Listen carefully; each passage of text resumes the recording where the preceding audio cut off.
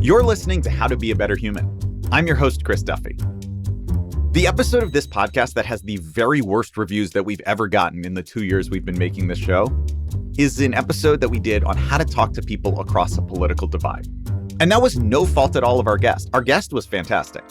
The negative reviews were basically because every single one of the questions that I asked was some version of, how do I convince conservatives to realize that they're wrong and I'm right?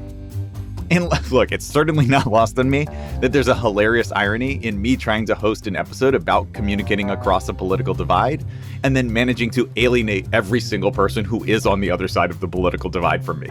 So much so that they felt compelled to give us 0 stars and tell me that I am a condescending jerk. And worse, they're not wrong. I was being a condescending jerk. So today, let's see if maybe I can do a little bit better this time. Today's guest, Mónica Guzmán, is an expert in curiosity. She's the author of the fantastic book, I Never Thought of It That Way: How to Have Fearlessly Curious Conversations in Dangerously Divided Times. Here's a clip from her TEDx talk. After the election in 2016, I found a foolproof way to stop conversation. I would tell groups of my fellow Seattle liberals that my parents, who I love to death and see every weekend, are not just Mexican immigrants like me. They're Mexican immigrants who voted for Donald Trump. I would share this at networking events, random get-togethers. Whenever politics came up and people started giving voice to that sense that anyone who voted for someone they think is a monster must be monsters themselves. I did this so often, it became a kind of game.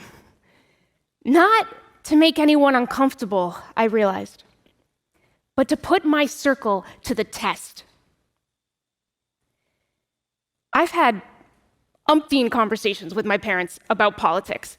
I know their reasons, and they know mine.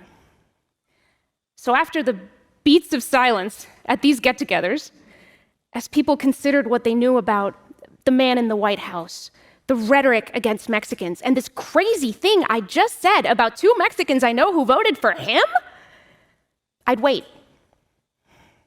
I'd wait to see if instead of changing the subject or walking away, if someone would turn to me and ask, why? Obviously you want to know why. We all want to know why. But you're going to have to stick around until after the break to find out. We've got more with Mónica Guzmán right after this.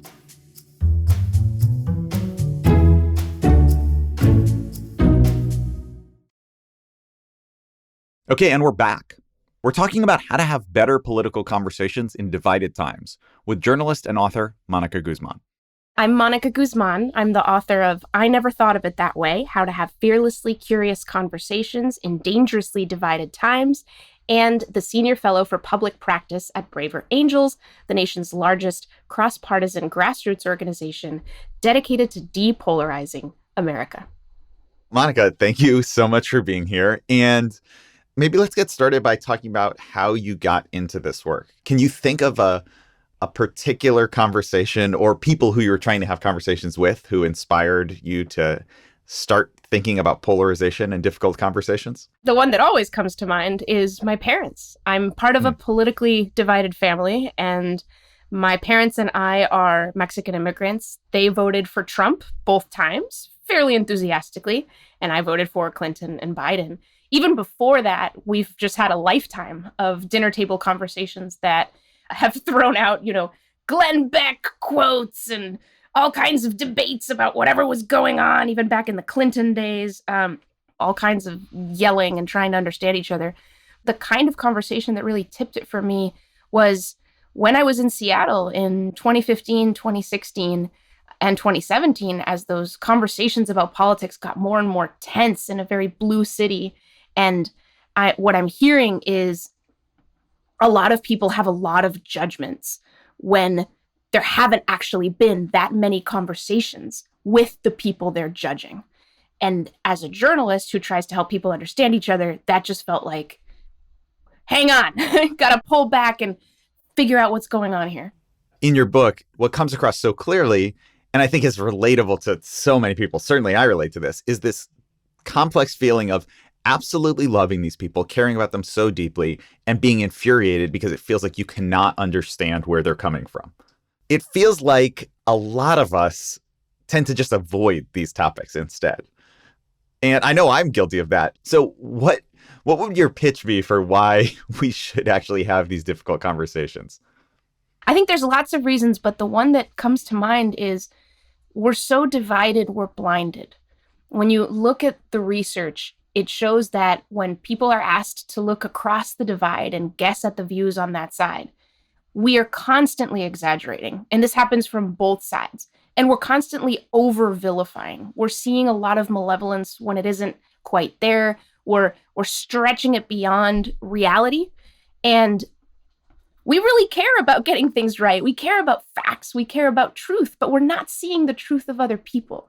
And that's because of the depth and complexity and layers of polarization and toxic polarization in our society. It's the kinds of signals and narratives that we receive. It's the animosity and the high volume of these things. And it's also, I think, very importantly, how much our relationships across difference have frayed. Very naturally and organically, one burned bridge and one burned relationship at a time. Every time we decide we can't talk about politics, that's one more place of friction between difference that goes away. But when we don't do it, we're seeing the world as a projection instead of what it really is. We're seeing people's perspectives as something they're not.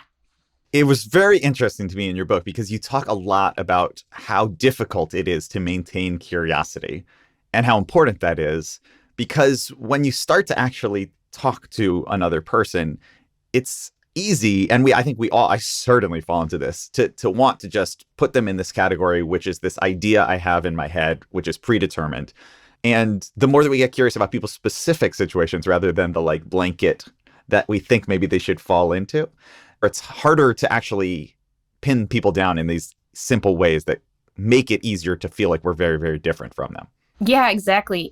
I make the distinction between puzzles and mysteries, which I borrow from author Ian Leslie, who did this really well. But puzzles are something that feels like you have the shape, you just need to look for the missing pieces.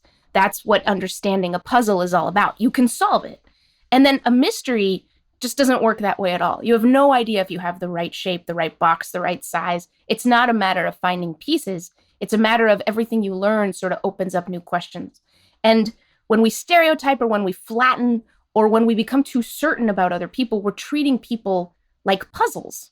Oh, I already know because they are X, Y, and Z. They hold this identity and this ideology. I already know why they believe these things. All I need to understand is this part, and I'm going to come up and demand that answer from them.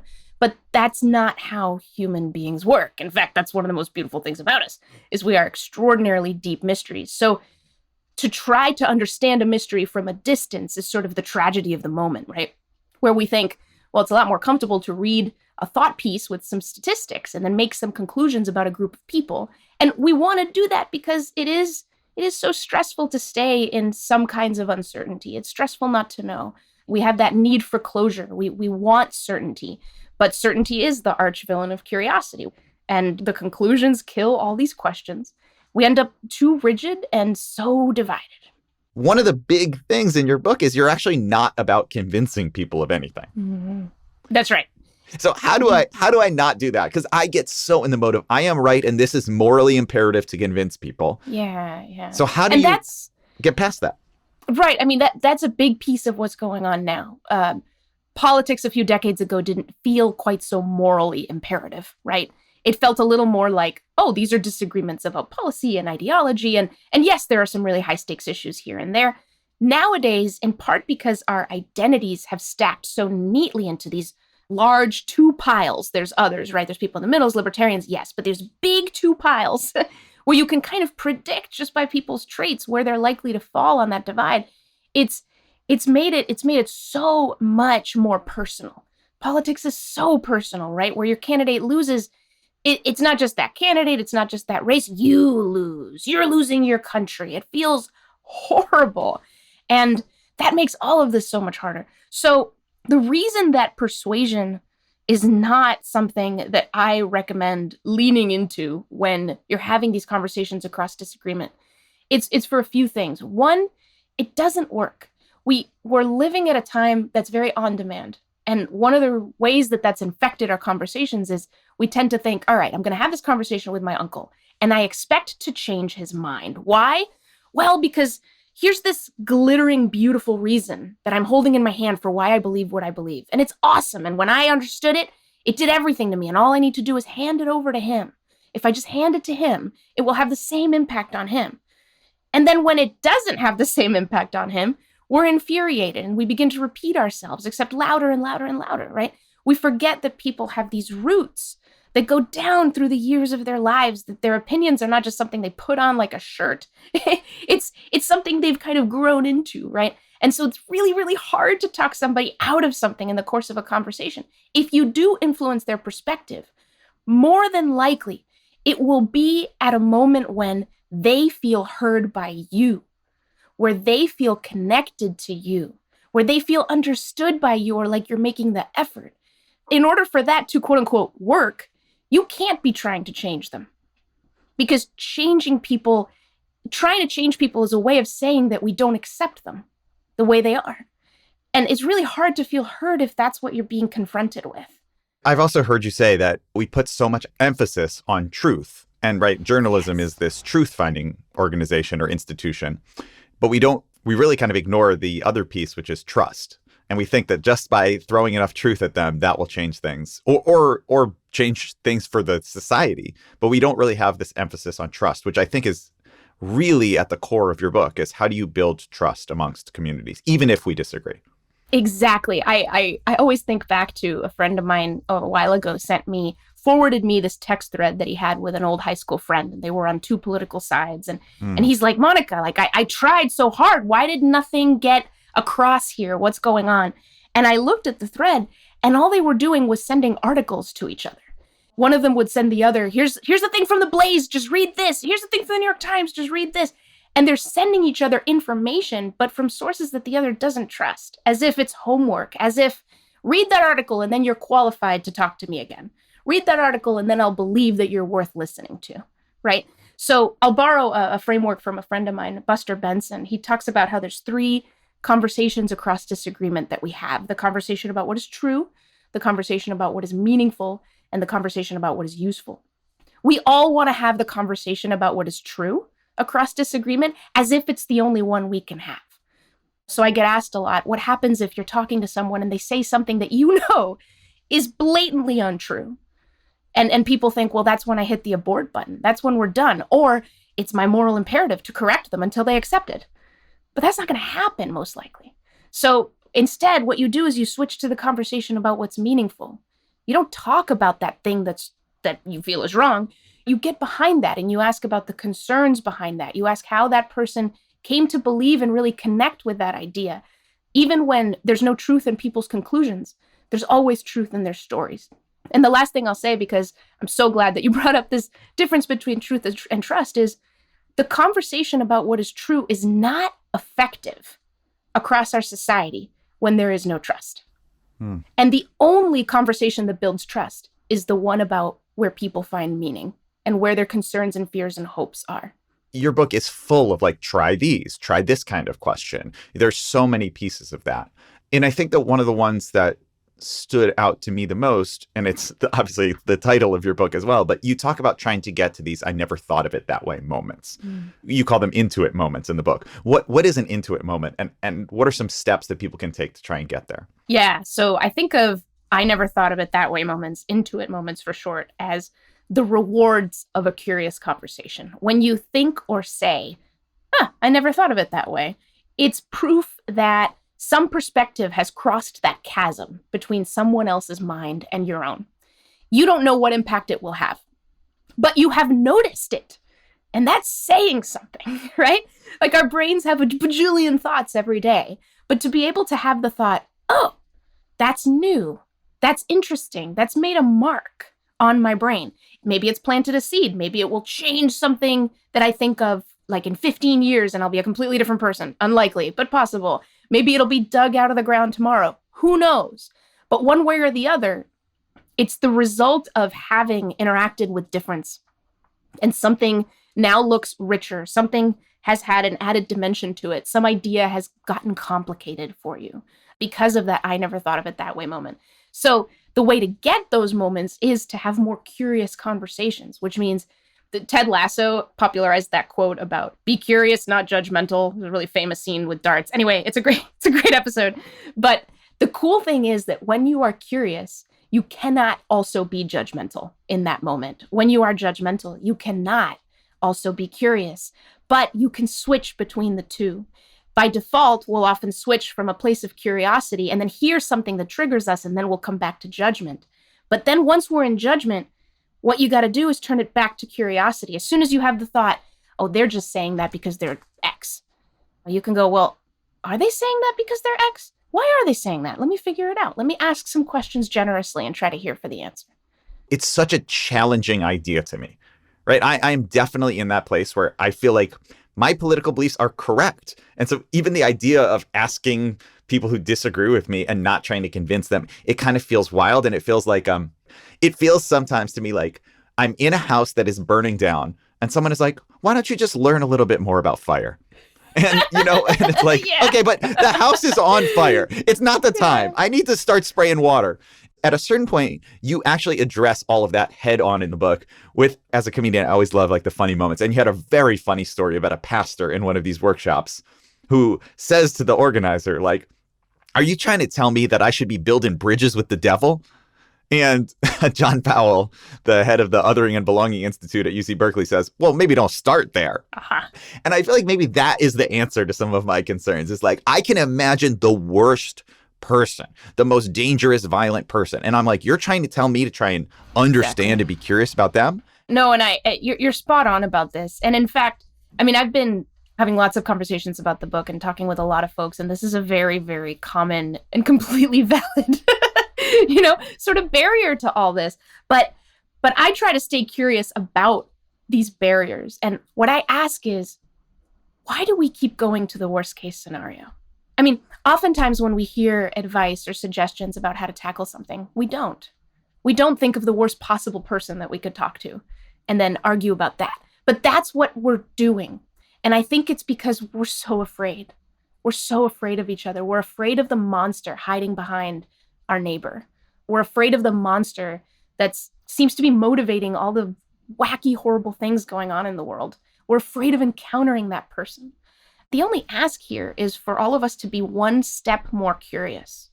And that can be as little as not even having a conversation with another person. You could have a more curious conversation with yourself when you're reading an opinion article about the other side, spoken with the voice of the other side. And as you're reading that article that you would normally doom scroll through and hate tweet, you go, what is the deep down honest human concern being expressed here?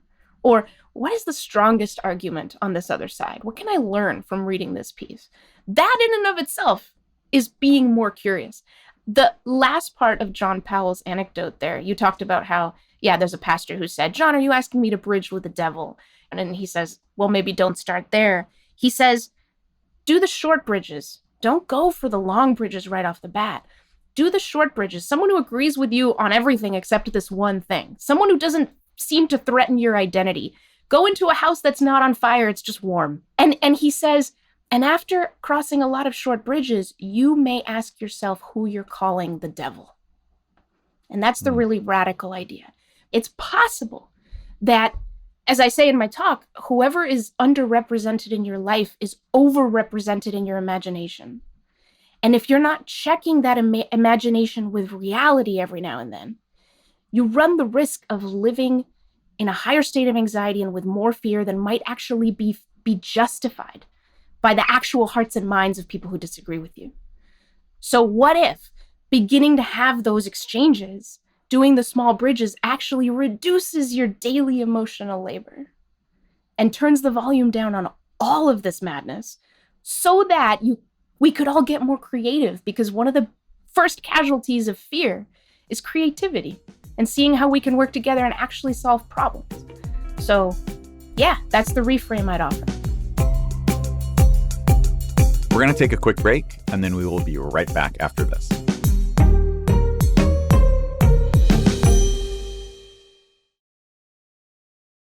In Monica's work as a journalist, she spent a lot of time with people who she doesn't necessarily agree with, trying her best to accurately represent their viewpoints and their stories.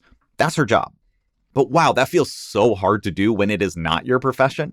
To me, it feels scary, it feels overwhelming, it often just feels impossible. But maybe the idea of the other side that we have in our head isn't quite as accurate as we think it is. Here's another clip from Monica's TED Talk. We assume people oppose what we support because they hate what we love. That doesn't just keep us from seeing what we're missing. It keeps us from staying informed about the one thing that scares us most: each other. In one CBS YouGov poll this year, most Americans said that the biggest threat to the American way of life is other Americans. Now, it's true. There are people at our political extremes who are so consumed by hate that they are worth fearing. But researchers at the University of Pennsylvania looked into the hostility each side sends the other, and they found something fascinating. They found that people on either side of America's political divide assume the other side despises them twice as much as they actually do.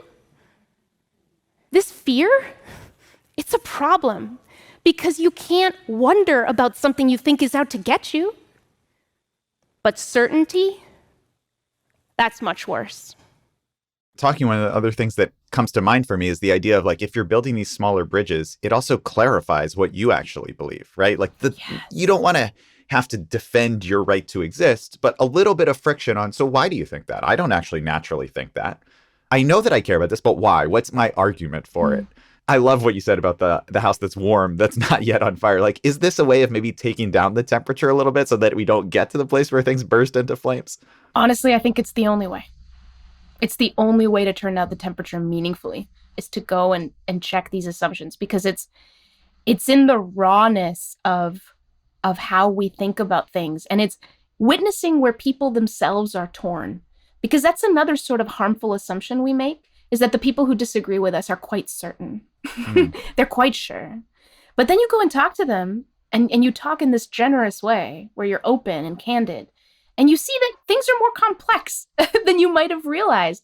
Just yesterday, I was at a university and hearing the story from a woman who is very, very pro-choice on the abortion debate and went out in the streets and protested after the reversal of Roe versus Wade, but has managed to maintain a very good friendship with someone who is very pro-life. But one of the ways it feels that they've maintained that friendship is by never talking about abortion. And after Roe was reversed, a door opened just a crack, and she discovered that her pro-life friend believes in exceptions to abortion bans in the case of rape and incest.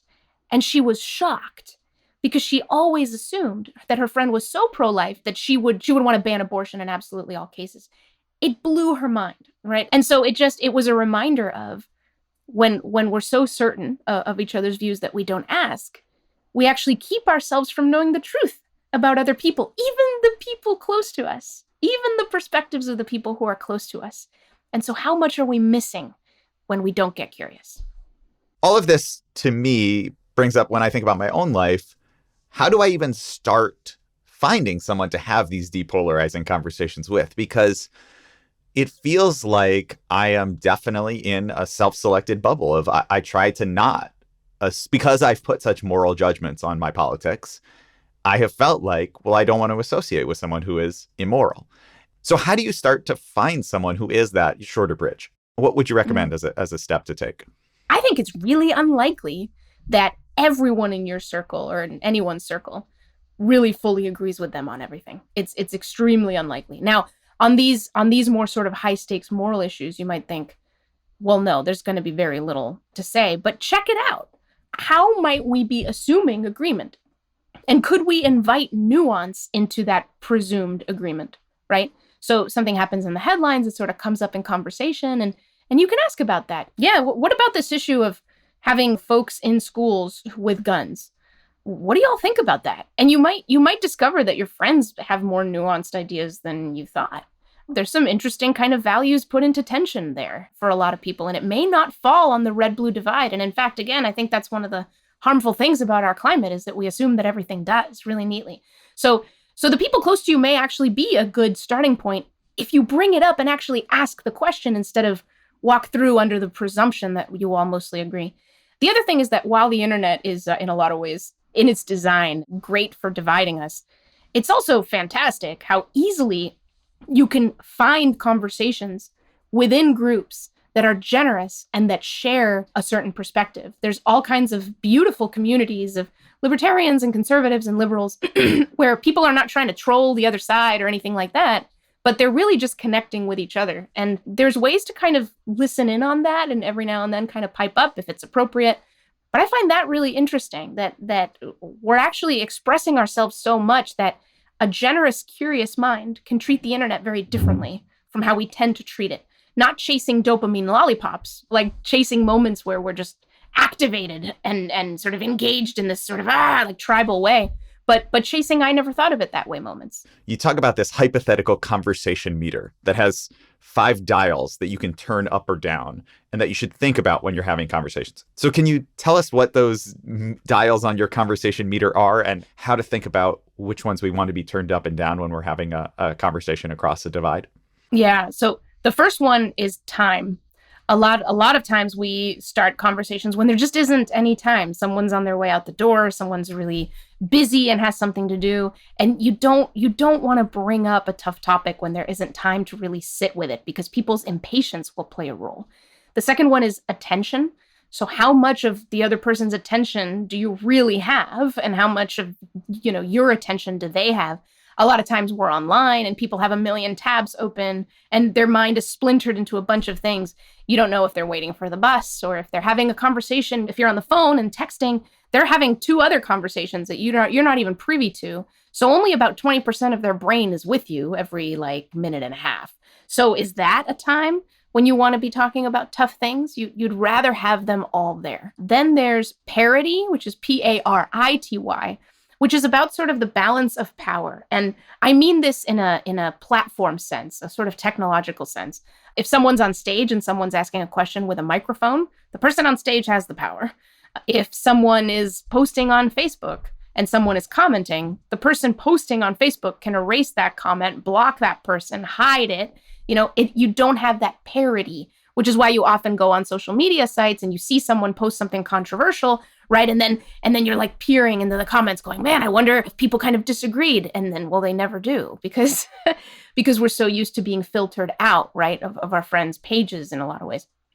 Then there's containment, which is so important. Containment is the degree to which your conversation is actually contained to the people participating in it.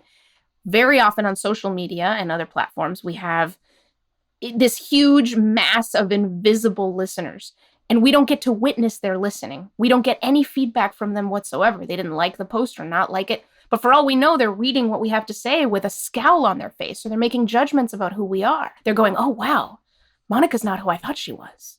And so we have those projections in our head when we have uncontained conversations.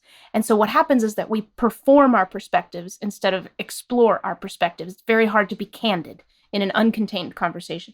And then finally, embodiment.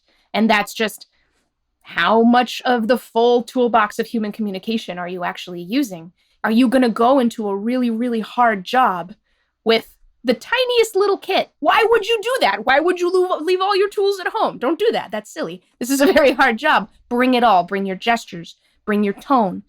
Things like goodwill don't easily get communicated in words when you're having an argument. They get communicated in people's faces, how they smile, the tension-releasing giggles in the middle of things. This is important. I think containment is such an interesting one because these days it does feel like even non-public figures have a real fear about what will other people think when they hear this conversation. Obviously on social media, it is hard to have a nuanced conversation because other people keep jumping in and, they're trying to come in and dunk on someone. So how do you make it feel safer for a person to talk to you about an idea that's different? It is more difficult on social media, but it is not impossible. To quote a friend of mine, social media is the boss level of discourse. You have to put into words the things that you normally just communicate automatically, like goodwill, like good intent, and wanting to build trust, and this sort of welcoming that we have in our faces when we ask a question with compassion. And so it's about bringing all of that into the limited tool set and platform that you have. And it absolutely is possible. I think a big, and maybe the most important tool is modeling. So if you want to have a context of intellectual humility, of openness, and of candor, you model it. So I try to do that as soon as I can in a conversation. Get us past any kind of pretense, get us past the talking points, right? Because most of the time, what people will do when they don't feel very secure to actually explore their real perspectives is they will just grab the talking point that they've seen other people take shelter under. And so when we do that, when it's just talking point versus talking point, we're basically having proxy battles, proxy conversations. They're not real. You mentioned earlier in this conversation how awesome it is actually when a curious conversation helps us understand what we think. When somebody asks us that, like, what a gift it is to actually be like, oh, do my ideas cohere? And to see some of the contradictions and dissonance in our own narratives. I was going to call one of my chapters early on by a phrase that somebody said that gave me an I never thought of it that way moment. And the phrase was, meaning is in people, not words. And it really struck me because we, I think, can become very legalistic with each other about words and about language and about what is meant by them. Because we so often spend time in communities that are like-minded, we develop our own language. And then we begin to think this is the only right language. And in fact, when people use different language, it's clearly because they oppose what our language encodes and embodies and supports. They oppose these things. But there's other places where the words themselves encode certain values. And some people's political perspective doesn't feel well reflected in a certain term. So, for example, there's sort of voter rights, voter suppression, voting integrity, trustworthy elections. What is the best name for what's going on with elections right now? And depending on what your biggest concern is, you might think voter suppression is by far the best name. Or you might think that voting security, and election security is by far the best name. So how can you have the same conversation? How do you make sure that you don't take the fact that someone's using a different name as all of a sudden, that's it, it's over. I can be certain that they believe these things that would oppose me.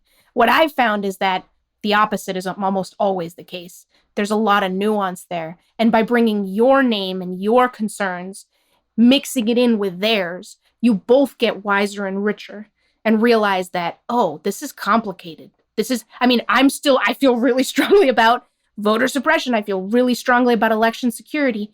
But now I've talked to someone who's telling me that there's this other piece that's really big for them that I'm probably not thinking hard enough about. We've talked a lot about your book and about these conversations, but we haven't talked a ton about the fact that you are a journalist and that you use this in your work. So I wonder how you think about your role as a journalist affects the ideas about supporting trying to have better conversations and how you implement that. So it's in my years of journalism that I've learned some of the most powerful ways to really understand people. And I've taken seriously that that's my job. My job as a journalist is understand this person, where they're coming from, why they support what they support, what have you, and then hope that I can do a good enough job representing that to their community so that the community can make better decisions. That's my job. So you come into this conversation seeking to understand. And one of the most effective ways to do that is to help people become storytellers. Not just, what do you think? Why do you think it? But instead, okay, I understand this is your position. What led you to this? Tell me about that. Oh, give me an example of when that happened. And so getting people to weave their story is amazing because a really cool thing happens to your mind, too. Your mind gets out of the mode of just evaluating the goodness or badness of ideas or even the logic of them. And it goes into a mode of sort of playing someone else's movie in your head. And it goes such a long way toward that person feeling heard and you actually hearing them and actually kind of stepping into their shoes a little bit. And that unlocks so much. So that's a wonderful thing. And then the other is, honestly, the most powerful question that I've asked as a journalist is just simply, what are your concerns? And then you can ask the flip side of that, the brighter side of the same exact question is, what do you hope for? If this happens, what do you hope to see? And either way, that gets you a sense of where people put meaning onto events and policies and ideas. It's where their meaning comes from, what their values are, what their value hierarchies are. And man, that just brings to life a person.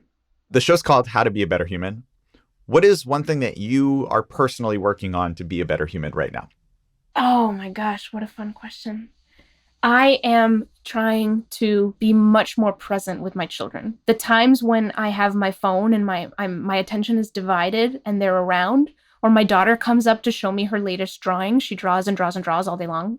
And then I snap at her a little bit, even just a little bit, because I'm trying to finish this email. It just kills me inside. And it's every time it does that, a little piece of me dies. And so I recently took all my social media and my email and took it off my phone. And I put it in like a secondary old phone that's just glued to my desk and doesn't leave. And when I come upstairs from my downstairs office, I'm with my family. Well, Mónica Guzmán, thank you so much for being here. It has been a pleasure to talk to you. And your book, I never thought of it that way. I absolutely love it. Thank you so much, Mónica. It was really a pleasure. Totally. Thank you for having me. This was fun. That is our show for today. Thank you so much for listening to How to Be a Better Human. I'm your host, Chris Duffy. A very big thank you to today's guest, Mónica Guzmán. Her book is called I Never Thought of It That Way: How to Have Fearlessly Curious Conversations in Dangerously Divided Times. Mónica is the Senior Fellow for Public Practice at Braver Angels. You can find out more about their work online at braverangels.org.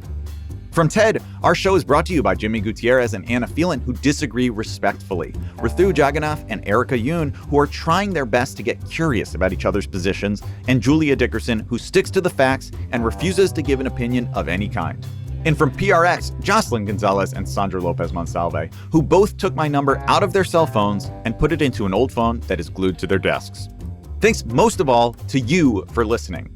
I hope that wherever you sit on the political spectrum, you got something out of this conversation and did not once again feel like I had infuriated you on every level. If you did enjoy the show, please leave us a positive rating and review. We would love to hear from you. And if you hated this episode, please close this app immediately and go outside until you forget that all of this has ever happened. We will be back with more episodes for you next week. Until then, stay curious.